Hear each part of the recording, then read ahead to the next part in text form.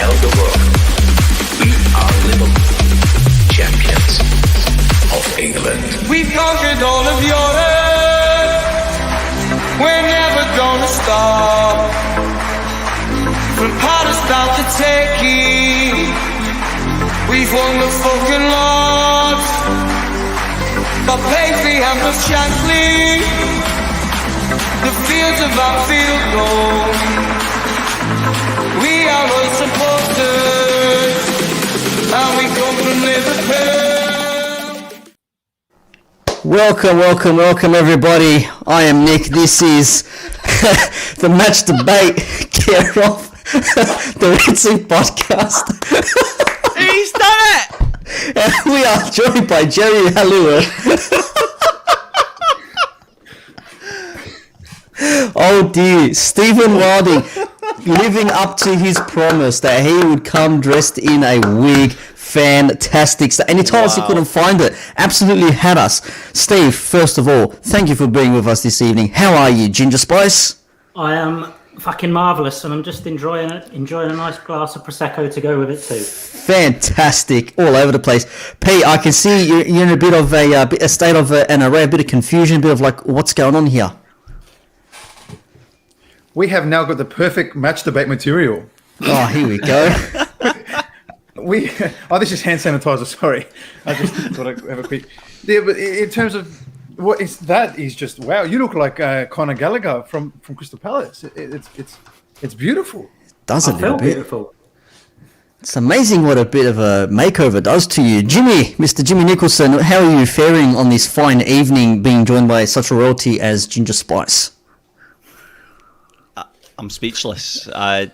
This Monday night could not be getting any better. I can't wait to tell my wife I've been match debating with Jerry Halliwell. Not everyone can say that, can they? No, definitely not. Not everyone can. No. Hey, David Beckham. David Beckham, here we go. Hector Joseph, wig of the season. There you go, wig of the season. Nice of Hector to join us on this Monday evening or Monday afternoon, wherever you may be around the world. So, gentlemen, how are we feeling? We had a semi-comfortable, semi-rocky 3-0 win against Crystal Palace. Granted, we did have a few players in and out. Obviously, some players are out through injuries. Some players had to be rotated because of Champions League. But all in all, it was a fairly comfortable result at the end. Goals coming, 1 in the first half, 2 in the second half. Could have really had 3 in the first half if not for some goalkeeping and some absolutely shocking misses right in front of goal from a particular player you probably bank on scoring from that range. But I want to go to Ginger Spice first on this one. What was your initial post-match thoughts of the 3-0 result against Crystal Palace? Flattering scoreline was my initial response. I think Palace, credit to them, played really well. And I think Klopp, if any of you have watched Klopp's presser, he says after it was probably the most hard-fought 3-0 win we've ever had. And I would agree with that. Palace pushed us, very unlucky right at the beginning, and we had to work hard for it. It was comfortable in the end, but it wasn't that the whole way through at all. I don't know. I mean, you consider 25 attempts to their 13, considering we could have conceded in the first 2 minutes of the game from some, I don't know, all over the place defending, a mix-up between defenders and goalkeeper perhaps. Mr. Kofinas, you tell me, did you think since we dodged the bullet in that first couple of minutes, it was just a matter of time until we did score at the end of that first half? So George and I had to do a favour for the boys across the globe. On the Red Sea podcast, we did our post live show for the day trippers because they normally do it, but they couldn't do it for whatever reason, so we had to jump on and do it. And the first thing that we said was, it's a sign of champions. To be fair, like it's how many times the year we won the league did we go, fuck, how was that 3-0? But then we won 3-0, and the next thing you know, it was all fine. It's a sign of champions. Yeah, it's good. Crystal Palace, credit to them. I gave them a lot more credit than a lot of people have. I think they stuck to their game plan. They executed it quite well. They came and actually played. How many times has Crystal Palace ever come to Anfield and had some fun or tried to have fun and play football by doing so? Doesn't happen. It's amazing what happens when you get rid of Roy Hodgson. Yeah. I mean, look at us now. But it's like, it's something that I actually give Crystal Palace full credit to. And I think a 3-0 kind of it's a bit harsh for them, but I don't give a shit about them, to be fair. It's about us and only about us. But at the end of the day, 3 points first, or not first, no more, but I'm defeated. It is a bit like that, Mr. Jimmy Nicholson. 3-0. We had a changed lineup, as it says there in the in the little tagline there, and I think we expected a few players to be in and out. Obviously, Firmino's still injured. We had Van Dijk playing midweek. Matip missed out altogether completely, which was a bit of an odd one. I think, as I said in our chat, he's reached his maximum capacity before he needs to take a break. He can't play consecutive games that often. But all the same, there Konate got his start, and we saw apparently what's the best left back in the world now in Tsimikas doing his thing. 2 corners, 2 goals from his corners. Do you have anything to add to that, Mr. Nicholson there? I can only really echo what the boys have already said. It's definitely one of those games where I think we'll look back at the end of the season. It could be those kind of games that make the difference as to how the season ends up. In terms of the changes, I think we expected a bit of rotation. I think it was discussed during the week and prior that we sort of expected Konate to come in, Van Dijk to come back into the middle as well to partner. Tsimikas coming in is a great thing to see. I think which one's the best left back in the world? I think that's a debate that could go on for a while between myself and Peter. But I think we actually just have to look at how lucky we are to have those 2 options on the left-hand side. Obviously, the big surprise being Jimmy Milner coming in at right back, probably last minute because of Trent's illness that he got. But as much as we sometimes have questions around his selection at times in the midfield, I can't really fault him too much for his performance that day and battling alongside Zaha, who can be an absolute nightmare at times, particularly when Crystal Palace are trying to play the football that they are doing this season. So some really great things to see going forward, that's for sure. Yeah, it was surprising for me, actually. We all sort of grimaced at the thought of Milner playing right back against Zaha, and we know Milner's usually filling in that left back role, but now we have a left back, and now it's right back. I think someone asked the question, who would you rather have, Nico Williams playing against Zaha or someone like James Milner? And then it got me thinking, okay, you know what, fair enough, maybe you would rather have James Milner. And damn, it showed, because he was first in everything in that game according to Sky Sports. He had the first amount of touches, he had passes in the opposition half, crosses, tackles, distance covered, sprints. I mean, he had 4 clearances, 3 interceptions, 4 tackles, got past once, but everything else was pretty solid from him, and managed to pretty much bomb up and down that right side of the pitch. So I think it was nice to see Milner fit in, and at 35 years old now, whatever he is, I mean, for him to do something like that, I think that's still extraordinary, considering the circumstance that Trent was ill on the day of the match, which is why he didn't play. Otherwise, he would have started, and we could have seen a whole different game if Trent decided to venture up forward along the pitch. But I want to go to Pete on this one here. If Trent starts, do you think the gameplay is any different? Or, because Milner seemed to be spending a lot of time in the opposition's half there, do you think it would have been a different case if Trent would have started? Attacking wise, maybe. I think we could have maybe produced more chances, because I think Trent leads the league in chances created. I think he's on 20, and when someone is so good at creating chances, playing against a team that kind of opened up a bit against us, you can only almost bank your money on Trent creating something. And the only thing I questioned was maybe defensively would we have been as solid, because he would have been further up the park a bit more than Milner. So I think it balanced itself out. I think what we sacrificed in going forward, we gained in defending. And I mean, look, we're so blessed, we're so lucky, we're so spoiled, because we're so used to watching Trent play. So anyone that comes in after Trent, it's like, it's not the same. But what Milner did, as we said earlier, was just come in and absolutely just do the right job, and in every way, simple way possible, except take good corners, of course, because I think what, only 2 players in the club can take corners. It's Tsimikas and Trent. The rest are kind of just, whatever. That's maybe something to Klopp to deal with, not us. But apart from the corners and that one thing where he threw Hendo under the bus and Hendo had to get a yellow card for, I think his game was flawless. But before we keep going, I need to explain what we're seeing here in this bottom corner for me. I need to explain Steve's situation, because I can't keep looking at it without saying why it's happening. So, and every time he flicks his hair, I can't cope. I break. So stop fixing your fucking hair. It's not It's real. a bit itchy. I thought he had just come back from work. I thought that's what he said. See what Lockie my does, other people? side. Dressed like that. Yeah. Don't know about that one. So what happened here was it's George's birthday today, and we ordered a prostitute, and he's not here to see. So We have this. happy birthday, George. No, but the truth That's is, we said if you get 330 subscribers by the end of the show, Steve has a wig. And We did. What we're seeing here is we're true to our word here on the Red Sea Down Under. So the next one, I'm going to tell everybody towards the end of the show what happens if they can get us to 375 by the end of next week, by our next show next Monday. It's not too bad. Not too bad at all. It's possible. Definitely is possible. Speaking of Steve, Mr. Steven, I'll go to you now. When it comes to the whole defensive side, Konate stepping in there here. In the first 5 or 10 minutes, he looked a little bit hesitant. He did have a couple of shaky moments. I think he was the one who was sort of had that mix-up with Allison when he had to palm it off against the post. But apart from that, he grew into that game and actually proved to be quite useful, especially in that second half when we had...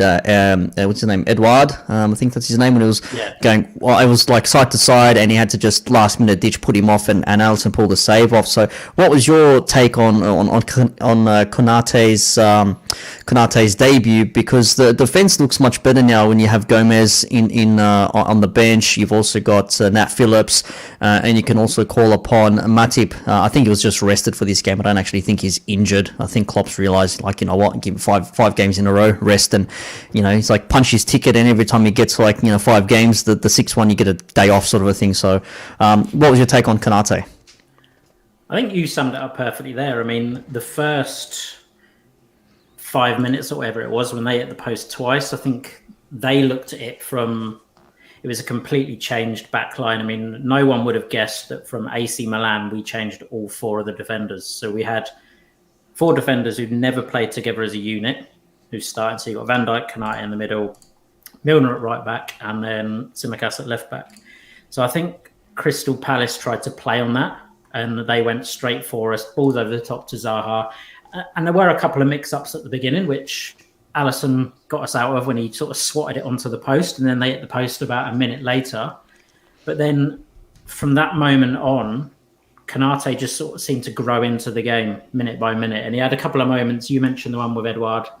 There was also the one with Benteke, where Benteke looked to have got away from him. And then we saw Konate's recovery pace, where he just sort of got back in front of him and just held him up. By the time Benteke is ready to pull the trigger, Konate's got a foot in and deflected it wide. And he did that again later in the second half. So it was good to see. I think he sort of second half, he gained confidence. You saw him bringing the ball out a bit more. We saw him, you can see he's comfortable on the ball, so spraying a few passes. So as debuts go, you can't really complain. Had a bit of a shaky start, but the defence was completely fresh.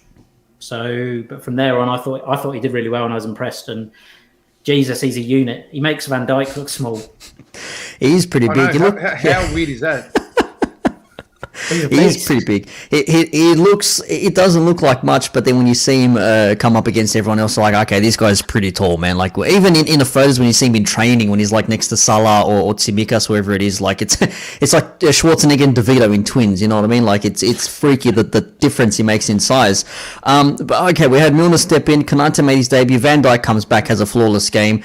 Tsimikas. I want to go to Jimmy on this one here. I just want to ask him, like, I'm not picking on you because he played in place of Robertson or anything like that. I'm just spreading the love here. So he comes on, and you can see with his deliveries, he doesn't try and just like bomb past the last defender and cut it back on the byline. He likes to whip crosses in early, and man, does he whip them in, because he whipped one in earlier on, and Henderson at the back post, hits it straight at a gator, and it's saved. And he had a couple of other instances like that where those early crosses come in. Like, what do you make of that from a left back when we're used to seeing Robertson bomb forward and play little 1-2s with Mane? Yeah, look, I think Tsimikas coming in actually worked really well alongside Mane. I think the link-up work that they had, particularly in the first half, was absolutely fantastic. He offers us the same overall result as what Robertson does, but he does it in his own way, and I think it's something that's very different that actually adds a lot of value to what we're trying to do this year. If you take Trent out of the equation, I think some of the best ball deliveries that we've had so far this season has come from Tsimikas on that left-hand side. I think he's been absolutely fantastic. And in terms of comparing the two, like I said before, I think when you've got two options like that, you're in for an absolute treat, and I think going forward that's exactly what we need. But to now see him really showing how well he's embedded with the squad, and he's now also starting to get his Premier League minutes coming in as well, and that's really what we need to start seeing, because that's where we're going to start to make the difference, when he's starting to get that experience and that understanding of the pace of the game in the Premier League. So if he continues on the form that he's doing, it's actually going to become such a nightmare for Jurgen to try and pick who he's going to want to start playing in that left-back position. Is it going to be someone who's going to offer us something slightly different and has got a little bit more composure rather than bombing it completely? Or are we going to go for someone that's got that sort of bit more Champions League experience that really can push us to the line? I still think Tsimikas could offer us that as well going forward, but it's a good problem to have, I can tell you that much. You heard it here. Tsimikas at left back, like Albert, left back at left wing, like Alba used to be back in the Rafa in the Rafa days, scoring bombs for us. Interesting one here on Trent. Tony Kelly says if we're able to get a proper backup for Trent, another midfielder and an attacker, we can definitely challenge on all fronts. That's going to be a question later on in the show to come back on. I want to go to this one here now as well. Tony Kelly says heard Thiago's getting a scan, so he's hit or miss for the next game. So we're not too sure what's happening with Thiago, and I think that will fit nicely into this one here, because we're going to look and say Thiago out, Keita in, and he's scoring bombs.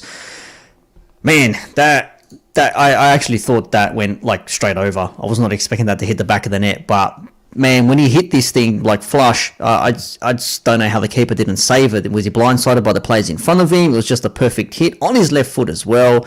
Oh, it was fantastic. And says here, like the celebration when he scored. Pete, what was your initial reaction? Because I know how much you love Naby Keita. See, this is the thing. This is the thing, and you set me up here. And so this is what's going to happen. This is what's going to happen. I'm going to go full circle first, then come to answer your question. Okay? This is what's going to happen. The problem with social media and everything else is that you're not allowed to have an opinion on a player that isn't super positive. Otherwise, you're not a proper supporter. You're allowed to not like a player. Just like, there are players for us that have come and gone. I never liked, for example, I didn't like Docena. I didn't like Veronin. I didn't like so many other certain players that have played for us. But when they wear the red, you support them. Just like Origi. Would I ever play that plank of wood if I was a manager? No. But when he scores, I celebrate. That's as simple as that. Same thing for Naby Keita.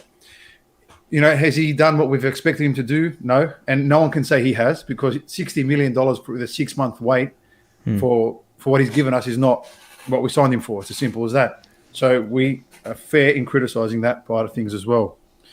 Now, going to the goal, my pants came off.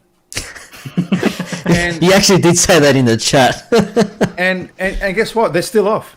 So, because he's wearing a Liverpool shirt, and the Liverpool score a goal, Liverpool win, I win, we all win. It's like, forget who scores the goal. It's something that people got to understand. Wait, so your pants are off during the match debate right now? Of course they're off. He's wearing a wig. True.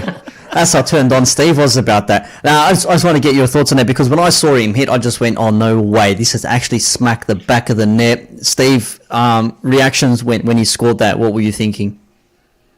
I thought I was bloody dreaming. I didn't know what was going on, because when that ball dropped up, one, I didn't expect him to hit it. And two, if he did, I thought this is going to go fucking rose-ed. Yeah. So when it hit the back of the net, my reaction was pretty much what was on his face. Because he just sort of looked around like... He gave it that look as if to say, yeah, I'm pretty cool. But I was thinking, he was probably looking around going, did that actually just hit the back of the net? Well, he had two shots in that game. One of them was saved by the goalkeeper, which was palmed off, and the other one was that volley. Funny you say that, Pete, because Hector Joseph says, I thought he got injured after he scored. He wasn't moving. He just stood still for a second. He's like, the Warrior's like, oh shit, there goes my hammy. It was a ginger walk, so maybe something would have gone with a strike because he hit it so hard. I mean, it's all happened. It's happened to me before. No, he's given him the Cantona lad. Sadio Mane's tagged Naby in the Instagram story, and he says, Cantona lad. It's good, just looking back like that. Like, did that really just happen? I thought it was offside or something. I thought he got flagged. That's why he was looking like, oh, it's a bit sad. I'm like, don't tell me that. That was a cracking goal. And then everyone's celebrating. I thought, okay, fair enough. So Naby Keita done well. The question now remains is on Thiago, because, things that people have said before, leading up to, we say, you know how they have that meme like cursed images preceding bad events or something like that. Like we spoke last week, when Thiago and Fabinho in this squad, anything is possible, and now we have Thiago potentially out for a week or two with a minor calf injury. So that being said, having obviously he wouldn't have played against Norwich, which is happening in a day or two's time, so don't have to worry about that. But the next game after that, you'd be looking potentially at away to Brentford, and that could be a plucky game. And the week after that, we have Porto in the Champions League. So if you say you're going to pause him, not have him play for 2 weeks just to recover properly, the game after that on the 4th of October is City at home. So I don't know. So Pete, would you just not risk him at all and just recover fresh, don't worry about Porto, and just come back for Man City? So I kind of, not read, but it's something, again, in that post show we did for the Trippers, someone commented that it was reported it was a dead calf, so a cork. So if the rumours going around it was a cork at that time. And if it is a cork, that's a 3-day thing. It's nothing. The physios, put some ice on it, hit the physios twice, 3 times, and you're back. So if it is a cork, he'll be back for the Brentford game. I would say he would be, yeah. If there's nothing serious, I think Klopp said he's going to get checked out or something. Said something along the lines of he felt the calf, he didn't know right now, but we hope it's not too serious, and then he'll have scans. But like you said, if it's just a cork, it's nothing. I mean, we've got people in the midfield that can come in and play the job. I don't think that it's anything major. I think a lot of people just panicked when he dropped. A lot of people said it was a contact injury as well. So if he did get kicked in the back of the calf, he'll be okay after a couple of days. Obviously, he wouldn't play against Norwich. You'd probably rest him up, give him a couple of training sessions and see how he feels, and you're playing away to Brentford. And then after that, you're looking to play Porto, get an away win. And City would be the big one. James, I don't know, what would you do in this instance? Because Fabinho seems to be doing all right. Henderson's come back into it. Milner's always an option playing in midfield, or you've got Keita now as well, a couple of players you could actually throw in there amongst it against a team like Brentford. Would you just give Thiago the week off and then bring him back for Porto next week? In a perfect world, I would have Thiago back in the squad straight away. I think it's as simple as that. I think when we're playing a team like Brentford, obviously forget about the Norwich game, when we're playing a team like Brentford, potentially another good option to just throw a couple more names in there. It would be nice to see Curtis Jones get a start, whether that would be in midfield. I know he's been sort of getting trialled in this sort of left-hand side, potentially going forward kind of thing. But it would be nice to see him in the midfield and really come in, because when he has come on, he's been looking to drive the ball forward, and that's what we really need from our midfielders. Thiago has been spraying the ball left, right and centre, and what I love about Thiago's game is he doesn't need the time to think about what he's going to do next. He's already done it before you even realise. And that's what we need as well. That's one of the best things that you can ask for. It's phenomenal, and people don't even notice it. That's the worst part. People don't actually notice that he's done it, and you're like, come on, you got to. We need that quick interchange. So if we can have him back for Brentford, that would be perfect. If it's an opportunity to just give him the time to rest, maybe bring him on for 20-30 minutes, that's fine as well. I'd love to have him back in time for the Porto game in the Champions League. I think we've got enough quality depth in our squad in midfield still to be able to give him that time. I know we've got Norwich coming up, but I think that, again, perfect time to rotate a little bit more. So we'll see how it all plays out from there.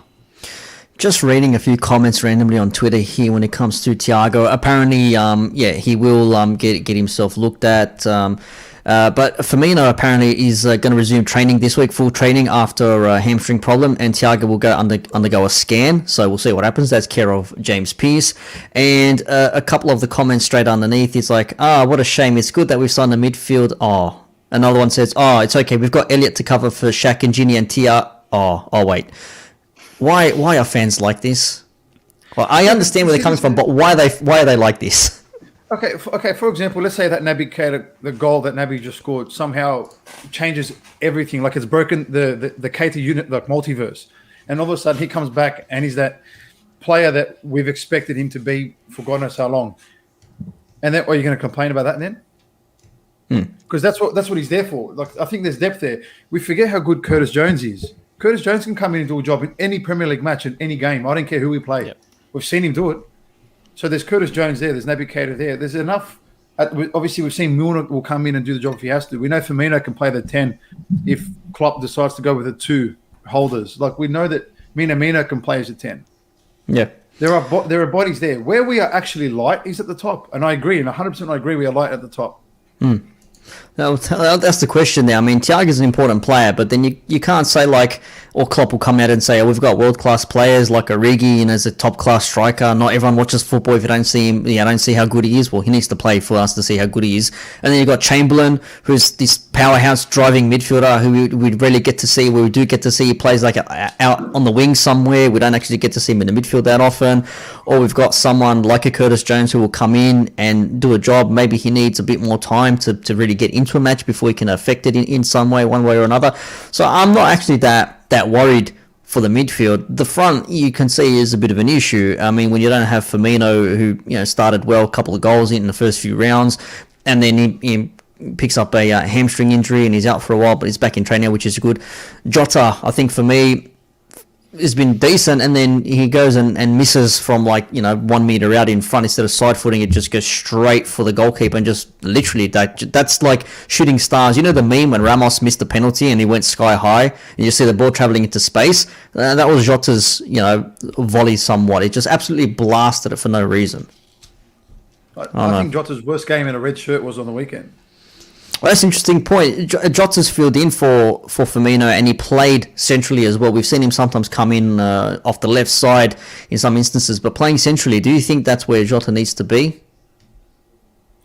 I mean, I think Jota has to play centrally because of the way they've described his strengths, Pep Lijnders in particular. I think that's why he wasn't as good versus AC Milan, because he was playing wide left and Origi was playing central. But I think he's better central in our system, because I know he played left for Wolves. But in our system, I think he's better central because he knows how to make them super intelligent runs, and the way he can create space for our two main men, which is pretty much our whole attacking system, is create space for Mane and Salah, which is why Firmino is the best in the world at that role. Now, my opinion on Jota is still super high, and it always will be super high. But I think he needs Firmino more than Firmino needs him.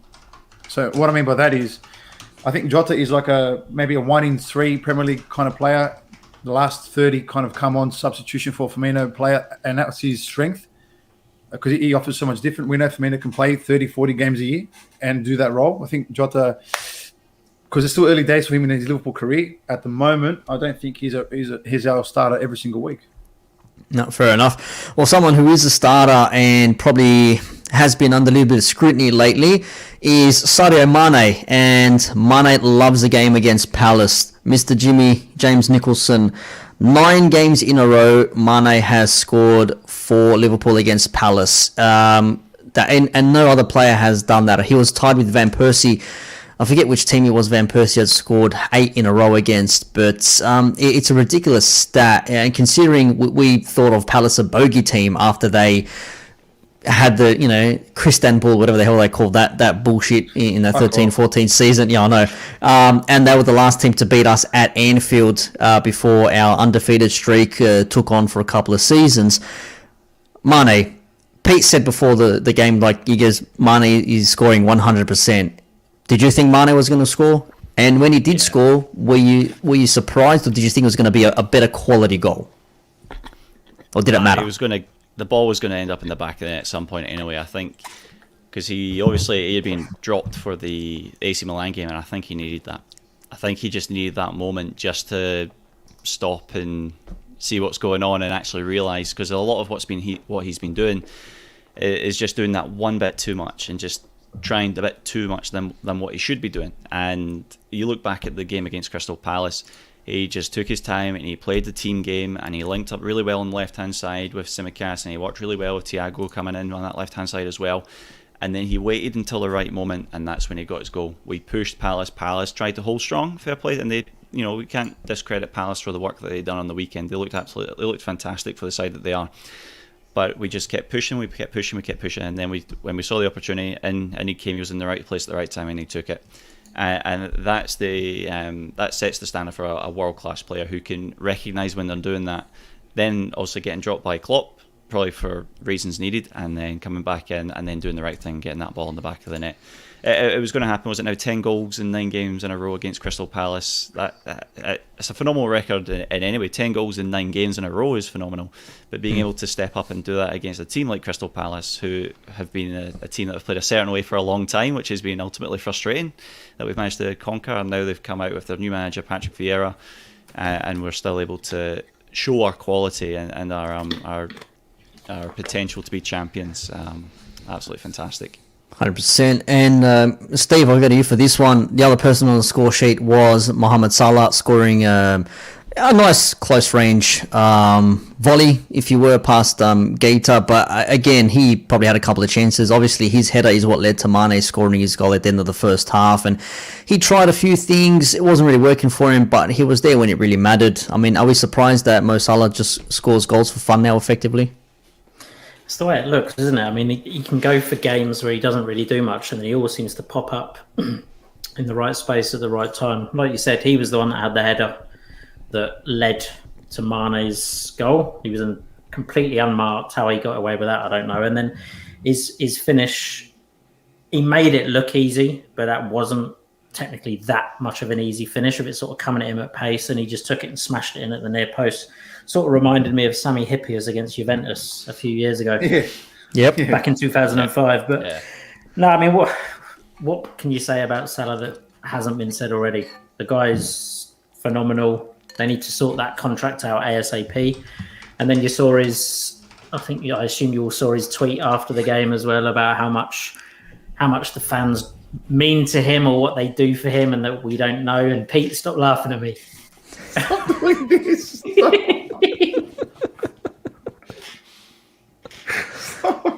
Can't even say Steve doing these ones. Let's can't do it. Let's can't. Stop getting it off. Oh, mate, Keep stop getting right my now. eyes. Thank you very much. Come Stop right now. I've got a solution. You Got carry a on. solution. Carry on. Okay. There you go. Here we go. Come Here on. we go. Oh, I thought he was going to take his wig off. He's leaving it on. Oh, he's pulled it back now. Okay, fair enough. Now you're like an Aussie. There's a mullet. He does too. There you go, mate. There you go, mate. Fantastic. Yeah, Ripper. Good one. Good one. Now that we have, we're still undefeated. It's not a bad thing. City, their result was just low. That's all I had for Man City's result. Low. One shot on target in the whole 90 minutes against Southampton, and I thought Southampton should have had a penalty, but it got brought back. But anyways, that's neither here nor there. But there is talk, little murmurings. People are probably trying to make things happen, on social media side. Chelsea are the superior team in the Premier League this season so far, even though we have had the exact same results. Although we probably haven't played the best teams. Again, you can say they were lucky. You can say we were unlucky when they played us at Anfield, when they got the red card sent off. Arguably, we probably should have taken all points in that game. But apart from that, every result has been the same. So I put this question to you nice and early in this Premier League campaign. Is it Chelsea versus LFC for the title? Anyone, feel free. Just a quick gaze here, or are we just playing into what the media wants us to play into? I don't think much of the I think- media are considering us as main contenders, and I like that 100%. It is the underdog thing, yeah. That's what I was getting at. because I think Klopp prefers it that way, right? He prefers running up the hill rather than standing at the top of it. So as long as no one keeps talking about us, and Chelsea. You know what? I'm going to turn around and say to you right now in front of everyone. Yep, Chelsea are the favourites to win it. 100% they are. And if it's not Chelsea, it's Manchester City. Man City are still There the you go. bookies' favourites, apparently. They're still the bookies' favourites, but Chelsea is looking like the strong contenders at the moment, and no one's really looking at Liverpool. No one's really looking at United either. And I can probably understand why. But why is Chelsea being looked at? Like, they won the Champions League last season. They got Lukaku up front. Apart from that, their team is still the same as last season's, but Tuchel's come in and he's actually made them a much more structured defensive unit. So that's why I'm just wondering, is this something that we're looking into? Because a lot of pundits will say, Liverpool definitely can win the league. Yeah, 100% they can. Will they win the league? Oh, no, they won't. but they're giving us some sort of like they're keeping us in there somehow. James, do you read anything into this, or is this just just newspapers and magazines and everything trying to stir up some talking points? They got to sell paper somehow, right? It's one of those things. Every pundit's got an opinion, and everyone has their predictions about how it's going to finish at the end of the season before anyone kicks a ball. I think Chelsea definitely are title favourites at the moment. I think you look at what they've done over the summer. I think the work that Tuchel's done since he came in 6, 7, 8, 9 months ago, whatever it is complete night and day. And as mentioned before, they are a fantastically well drilled side. And when you've got a threat like Lukaku up top, that's dangerous for any side. And it's funny you mentioned Manchester United. I think whether they're looked at as title favourites or not, I'm not too sure. But I think the noise that's created from certain circles, because obviously Ronaldo's now come back, so there's a lot of focus over there. And then Man City is just Manchester City, and they can't fill a stadium, but everyone still talks about them. So it is what it is. And then there's us, and we just do our thing. We know where we're good, and we know what we do well, and we just go out and we do it. And it's as simple as that. And for most people, it's almost just expected. So it's like, well, Liverpool have just done that again. That's fine. On to the next one. And I'm okay with that. I'm totally fine. I'm enjoying it. I'm absolutely loving it. People can watch Man City lose to Tottenham and then draw at home to Southampton when they still can't get all their fans in, despite the fact that coach is asking for it. Like that's what everyone's talking about. No one's actually talking about how good our performance was on the weekend. And I think that plays into the narrative for what we want to do very well. Yeah, I was just going to say, there's a comment from Hector. Chelsea should wait till they meet Southampton. Defensive masterclass from them. Chris also says Chelsea. Look, honestly, Chelsea do look the strongest. I will grant them that they have a great squad. It depends whether they can keep the momentum going forward, which for now it seems like they definitely can. And just go back to this. Chris says he's standing by what he said at the start of the season. It's only City, Chelsea, and Liverpool in the race. Man U not winning anything under the Norwegian golem. He says, trust me. So trust in Chris Welch. I'll tell you what, I think Chelsea at the moment look the strongest because I think they're already in gear 4 out of 5.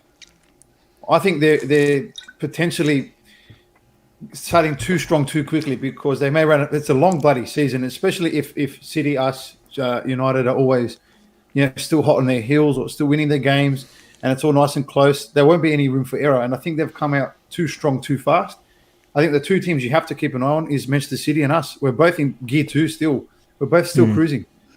We look like we literally haven't got out of gear 2. And look at this weekend's fixtures: Chelsea versus Man City. That's going to be perfect. That'll be a big sort of look at what's coming up and where those two teams are at. I don't think Man City are going to put the performance in that they did against Southampton. I mean, you got to give Southampton credit for what they did, but Man City and Pep particularly will want to come out and prove a point against Chelsea because everyone's talking about Chelsea as the big team this season. So Man City will want to put a statement out there, I think, personally. That's going to be a big game, that one there next week. That's going to determine it because Tottenham already look like they've fallen miles behind as opposed to where they thought they were going to be, or 3 wins in a row. After 3 games, didn't they?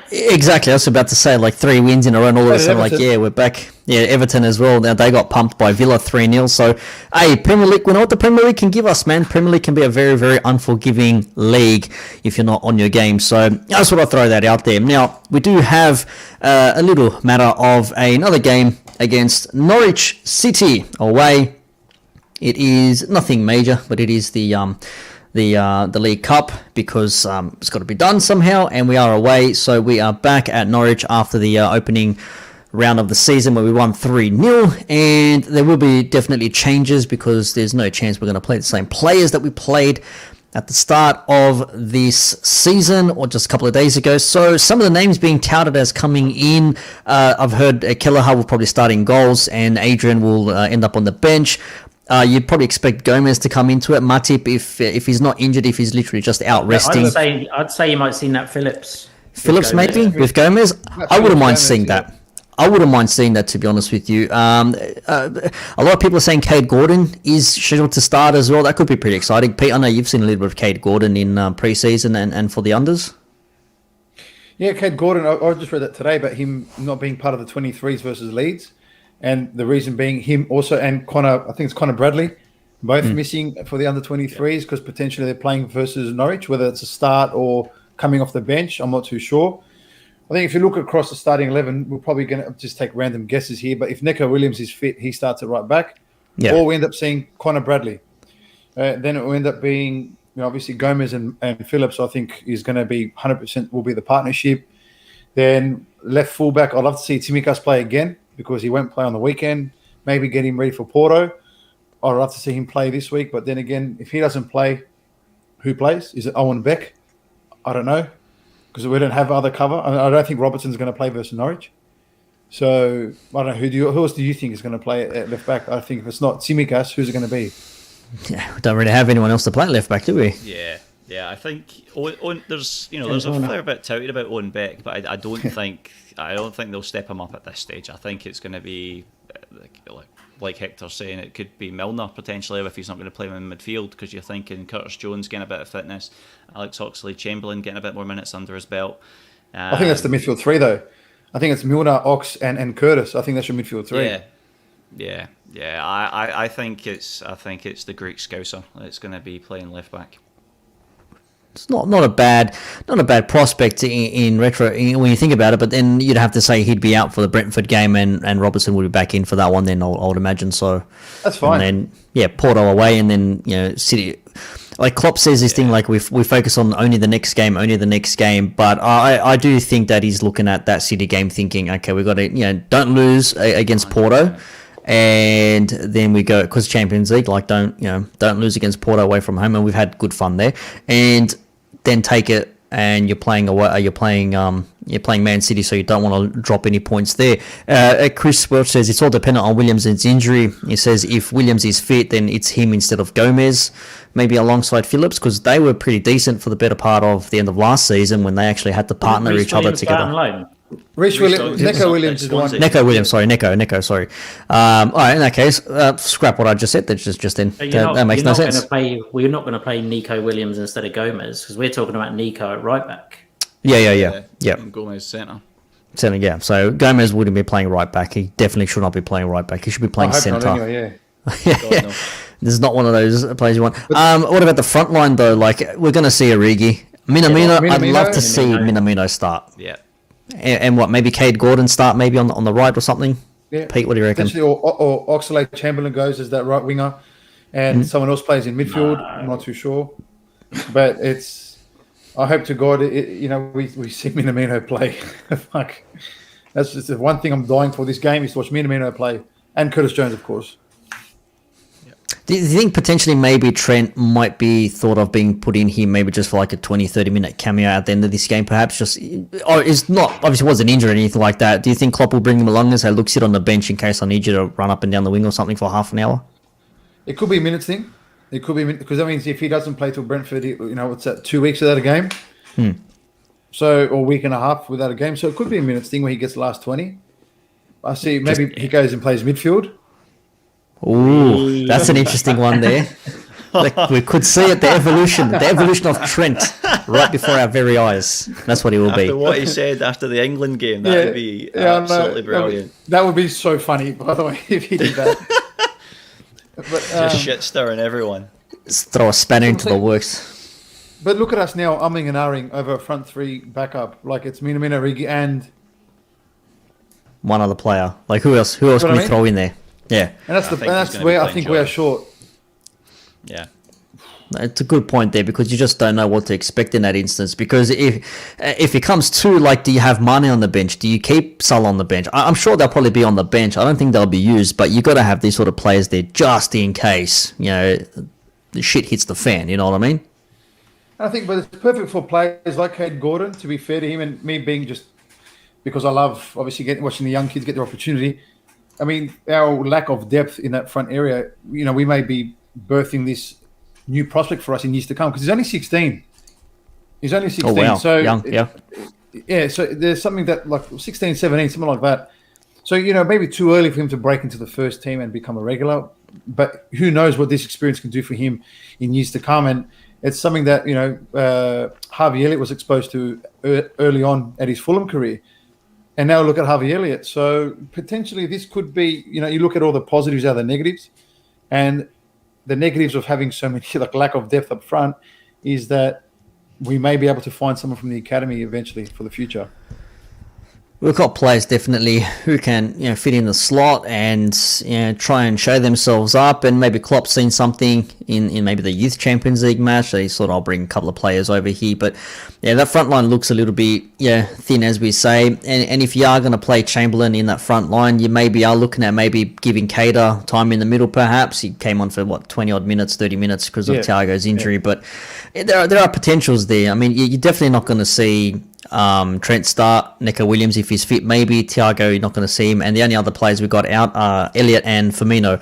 Obviously Elliott long term, Firmino's coming back to full training this week, so not too bad on the injury front there, but all the same, it's not the injury front, it's the front that we're really sort of like scratching our heads over at the moment, because as you said, we're all looking at the moment. Hector asks here, do you really think Klopp cares about the Carabao Cup? I don't really see any key player on the bench, maybe one or two.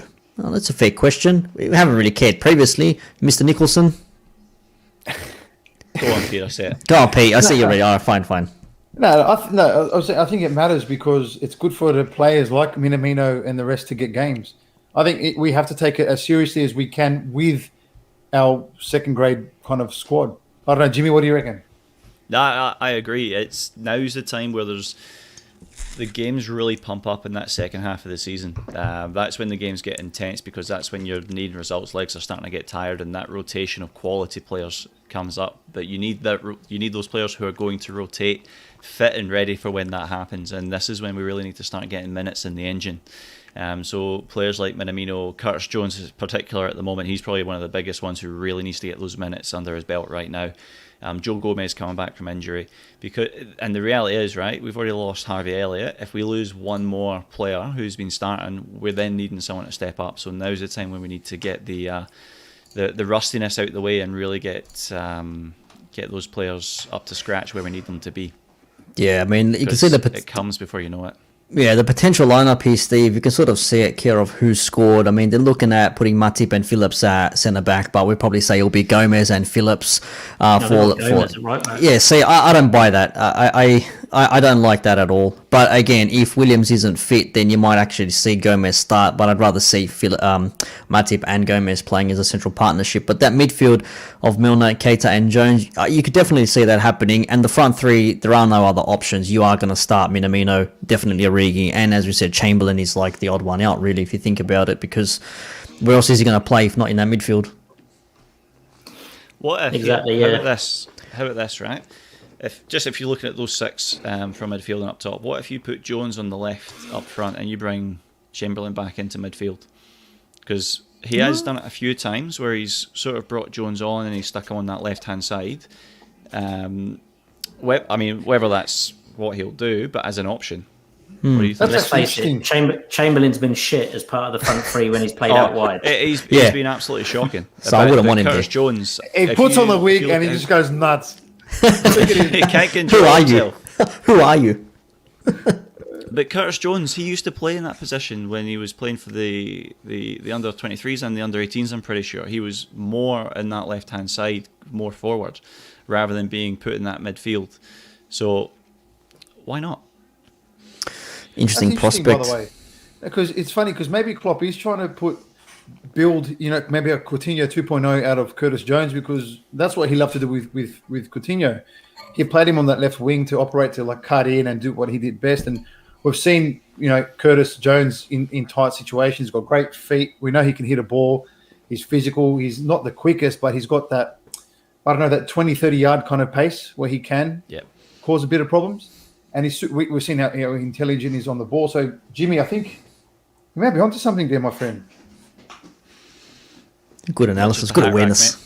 You may be onto something. See, maybe not all Scottish people are dumb. Who knows? There's always an exception to the rule somewhere. It might not be me, but it's somewhere. Get your Jimmy cap on there, lad. Get your Jimmy cap on. Go get your iron brew. I got an early prediction for you for the Norwich game. Oh, here we go. Prediction time. Go on, Stephen. Oh, Ginger Spice, sorry. He'll switch it up, like we've just said, with those likely 11 players play and maybe rearrange them slightly. I guarantee someone pulls up injured in the first 10 minutes. Oh, don't say that. And then he has to bring someone strong off the bench. You're the shittest bloody Spice Girl, mate. Honestly. I like you better without hair. Just praise you like, who is this Steve? And he just comes and gives you that. What the hell, man? If this comes up, we'll just clip this bit of the video and release it. Good plan. No, I like. No, yes, they have to because it's not only the training ground that can make these predictions and get them right. It's a prediction. Exactly, it's a prediction. Big time prediction. Comment from Chris Wirtz says he gives Kate a 10 out of 10 versus Palace at the weekend, coming on, not getting injured and scoring that volley. He's got the mouth silenced. Fair assumption indeed. Gents, we're at the 50-minute mark. If there's no other further business to discuss, I think we shall leave it there. Hector Joseph says, no clean sheet tomorrow. It's going to be a tough game, 2-1 to Liverpool. Ooh, okay, so Steve gave us an injury prediction. Steve, do you have a scoreline prediction? 2-1. I'll go with Hector. I'll agree with him on that one. And 2-1 to Liverpool? Yep. Okay, cool. Mr. Jimmy? 2-0. 2-0 to the Nice and Pool? easy. Yeah. Yeah? Divock scoring a brace? Nah, I think we're going to see Taki try and prove that he can actually offer a bit more than what people think, and then I think Curtis Jones is just going to turn up and just do what he does best. I actually would like to see Taki get himself a goal. And Mr. Coach, what do you say? I think Norwich are going to completely throw in the towel from the get-go because they need to focus on the Premier League. I think they need to put all their attention on that. I don't think them having a cup run does anything for them financially anyway. I think they have to survive and stay in the Premier League this year. So I think they go, and I think they got a decent result. Did they draw on the weekend or they lost? They lost. No, they lost 3-1. 3-1 to Watford. But it was 1-1 at one stage, wasn't it? Yeah. Bottom of the table, So 0 points. Yeah, so I think that there alone, I think for them, I don't think they've got time to focus on the Carabao Cup. So I think they will go their version of a full rotated side as well, because the more games they play, it's not really what they need. And if we're going to go rotation squad versus rotation squad, I think we smack them, 3-0, 3-1, something along those lines. Yeah, I think that's fair. I mean, they got us in the cup. Then after that, they're away to Everton. They're away to Burnley. Then they're home to Brighton, and then they got Chelsea on the 23rd of October. So they can definitely get some points out of a couple of those games at least. I don't know if they're really looking at getting anything out of this cup here. But hey, man, like weird things have happened. You just don't know. I don't know. I'd like to see maybe a nice 3-0 for us. I think 3-0 might be nice up there. One player will get 2 goals, someone else will get like a random third, and wrap things up, and then off we go, and we go Brentford away. And Pete, you'll be doing a training ground for the Brentford game. Yeah, there'll be one of those. But there's also, before that, we have a Red Fix episode midweek with 2 guests on. You guys will be discussing the Norwich game and pretty much whatever recent news comes out from now till then. I'm sure some Firmino and Thiago news will come out, which is excellent. We'll be discussing the player that gets injured, care of Steve's prediction. Fuck.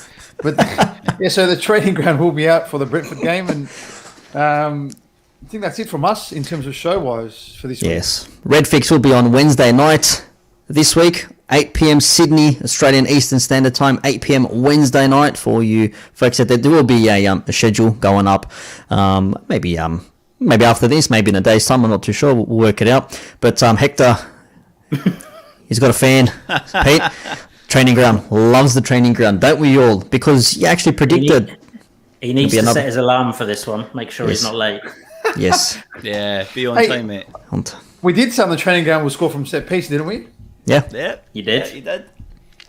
And we scored Training from ground, 2 thanks to someone who knows how to cross a ball. Ooh.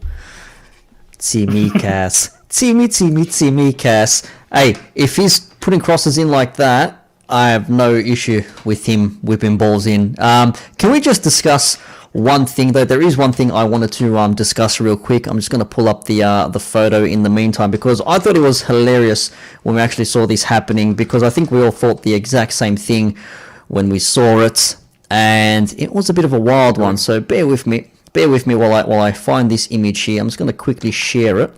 You're making me nervous, mate. I was No, going to no, say, don't what's sit here. coming up here?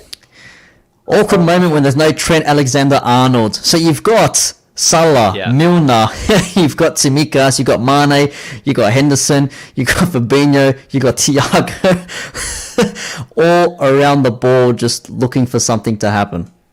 I was praying Thiago stood over that. I was thinking he would have too. It was dead centre and it didn't really go anywhere. It was a failed attempt, wasn't it?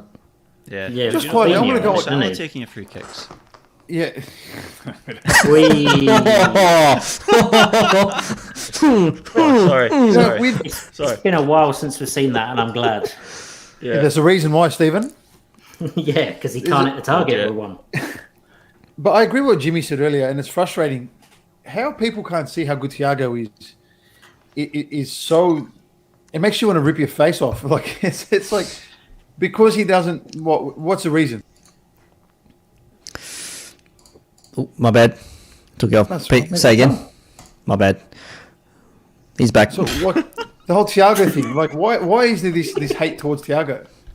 There is no hate towards Thiago. My bad, Pete. You've just been put in a different window now. I didn't mean it. It was an accident. I disengaged on the wrong window.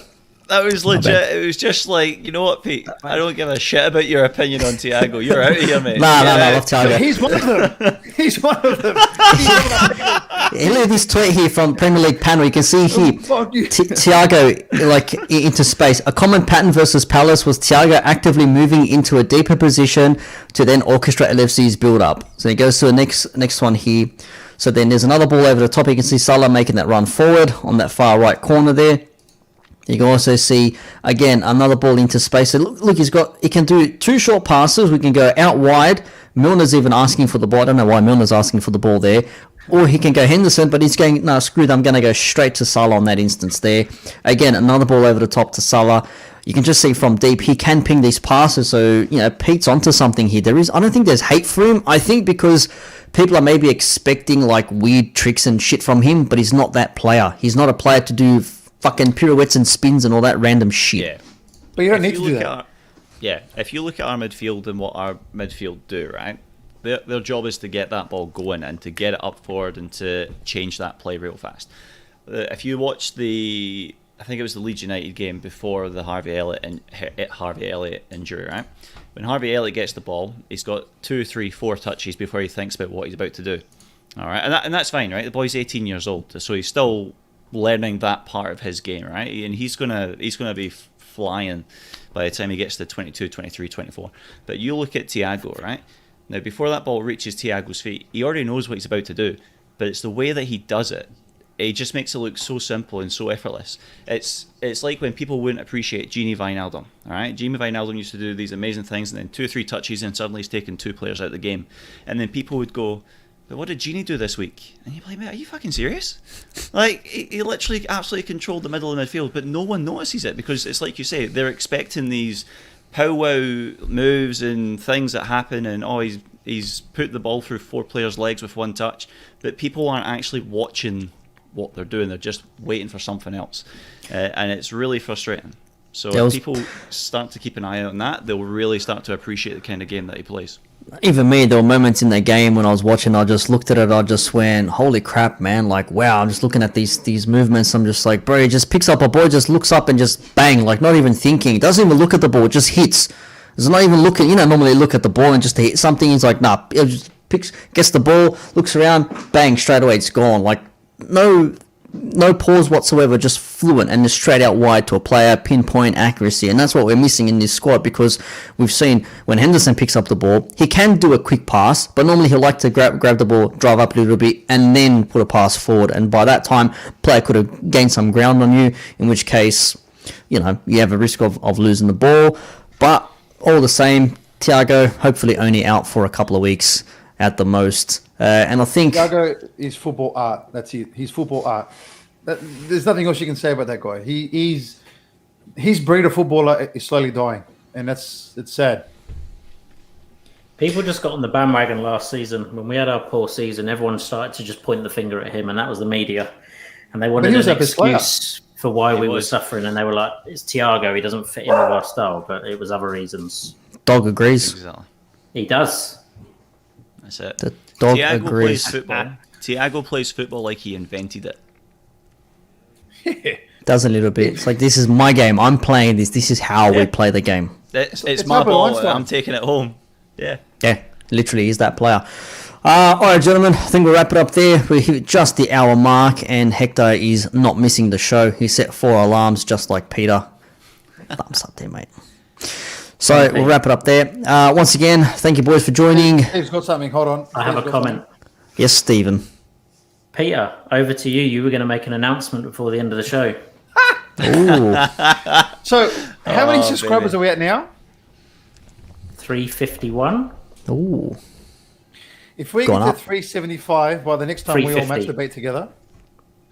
Okay, so if the next time we all match debate, next Monday,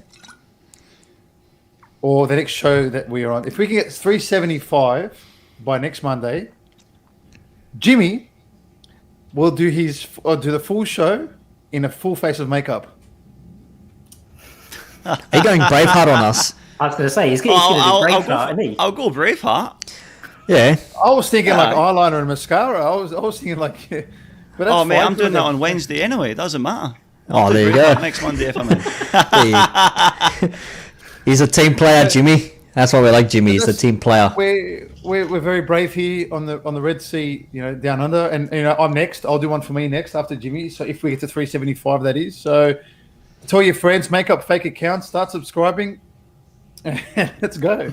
I'm going to make That- up extra accounts just to get it done. Oh, here we go. He's going to do it just to sign up. Just bots, everyone's going to sign up. All right, we'll wrap things up there. Thank you everyone once again for watching. If you're watching this live, you're watching this on the replay. Don't forget you can follow us on Twitter at Red Sea Down Under. Follow the main account as well, Red Sea Podcast. And that is it from myself and the boys. On to Norwich. Don't forget Red Fix on Wednesday night, 8 p.m. Australian Standard Time. We've got the training ground on Thursday. Pete, is that correct? Yes, sir. Thank you very much. Don't forget all the other allotted shows as well on the Red Sea Podcast, care of Twitter and YouTube for all your lovely notifications and your needs. That is it from us. Thank you very much. Peace out. Outro goes a little bit like this. Tell the world we are Liverpool, champions of England. We've conquered all of Europe.